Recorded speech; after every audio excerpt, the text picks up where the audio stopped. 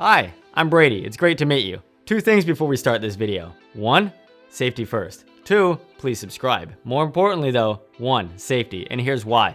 A lot of you have seen my rainy car scene video, and thank you so much for the support on that.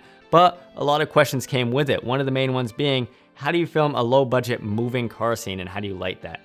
Well, things get tricky when you add in driving, filming, acting, lighting, all of that. So my suggestion is, if you can get away with your project not having a moving car scene and not filming in those conditions, that's my suggestion to you. But if you absolutely have to have a scene with a moving car shot, be smart and cautious first. That is most important. It's not worth it to put yourself, put others in danger at the expense of a cool shot. So if you absolutely have to, film in a safe location, one with low traffic or no traffic, one that you're familiar with, and just be aware that lights not only affect the driver, but they also affect other drivers and can be a distraction to other drivers. So if you need to have a moving car scene, safety first. Okay, with the important part out of the way, let's talk about how I lit this moving car scene.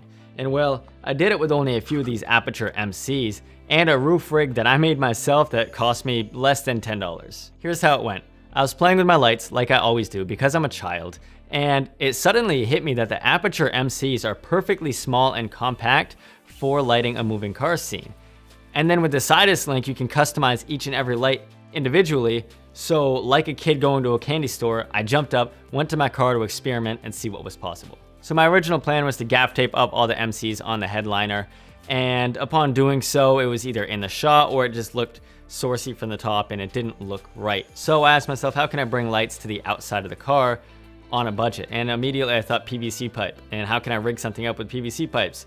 Went to the store, got a few, got some nuts, some bolts, whatever, and I made a little like roof rig out of the PVC pipe. And then to actually mount the MCs to the outer pipe, I just got a bunch of metal washers and I gaff taped those to the washers, and with the magnets I slapped them on there and they were stuck pretty secure. So surprise, surprise, it actually worked, the idea that I had in my head. So my goal here was to emulate streetlights passing by as we're driving.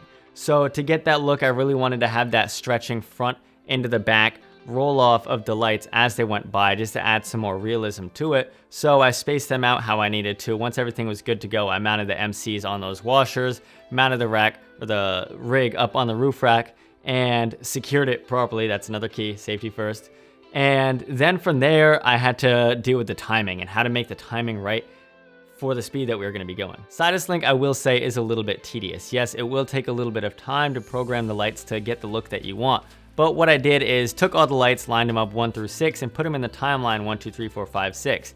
And then from there, I went individually into each one and changed the intensity to whatever I needed it to. I think I had it right at 80%.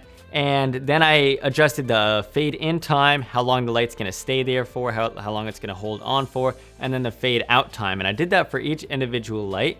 And then I also gave them a color of like a really deep orange, like those sodium lights as well. And I will say that it did take some testing and some trial and error to nail down that timing to make it really look accurate and realistic of lights passing by.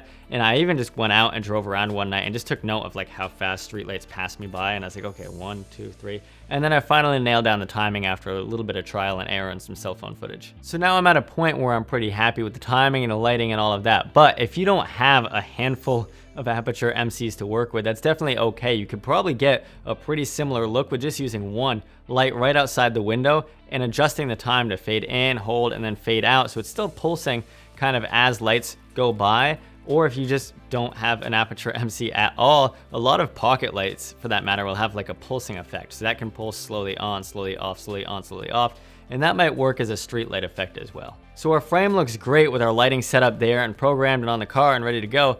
But as we wait for each individual streetlight to come back around, we're waiting in just a lot of darkness and you really can't see anything in the frame. So how can we add something to fill that darkness, fill that gap as the streetlights are passing by? And I noticed that the dash would be a great motivation to add some more lights and some contrasting lights. So I took one more Aperture MC and I put that dead center on the dash and I had it at like 2% and 6500 Kelvin. Really dim, but just enough to light up Sarah's face in that darkness. And this light alone could just do a great job of lighting the scene at night. But now with the passing street lights and that dash light, you've got some color contrast, you've got some dynamic lighting, and everything is really starting to come together with these two. And if just this one dash light is all you have for lighting, you can get away with just that and then go to a place with street lights and actually use like real street lights as you go by. You won't have as much control over your lighting and your lighting direction, but it's still a great DIY option. But then to add a little bit more random visual interest to this shot, I took one more MC and I put that on the dash, and then I programmed that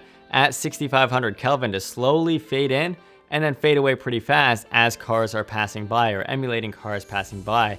And I also had that same light programmed later in the timeline to just pulse a really dim red light emulating a brake light. So now we've got visual interest, things are moving, things are happening. And then also, speaking on interest, it just so happened in my favor that eye light was completely unintentional. That was a real car, that eye light on Sarah in the final shot. So I just wanted to put that out there, that it was completely unintentional, completely an accident, but I really liked the look that I was getting out of it, so I just kept it there and rolled with it. But let's break this all down light by light and see the look that we developed.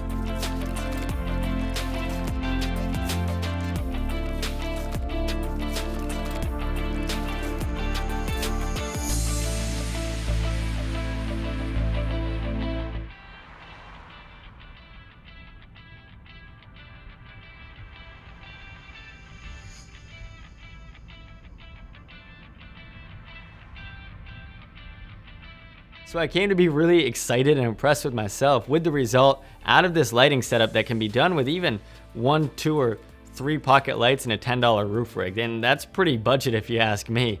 But one thing that I really need to stress again once more is safety. Don't put the shot before the safety. Make sure that your rig and your lights and everything are secured on the car properly, and make sure they're not going anywhere. Avoid traffic areas. Be aware of everybody else on the roadway. And once more, safety, safety, safety. But that's all that I have for you guys today. I really want to thank you. I hope you enjoyed this. I hope you found it entertaining. If so, maybe share it with a friend. We haven't brought a buddy to class in a little while, so maybe give them a share, give them a jingle, say, hey, check out this video. But until next time, I will see you on the other side. Class is dismissed.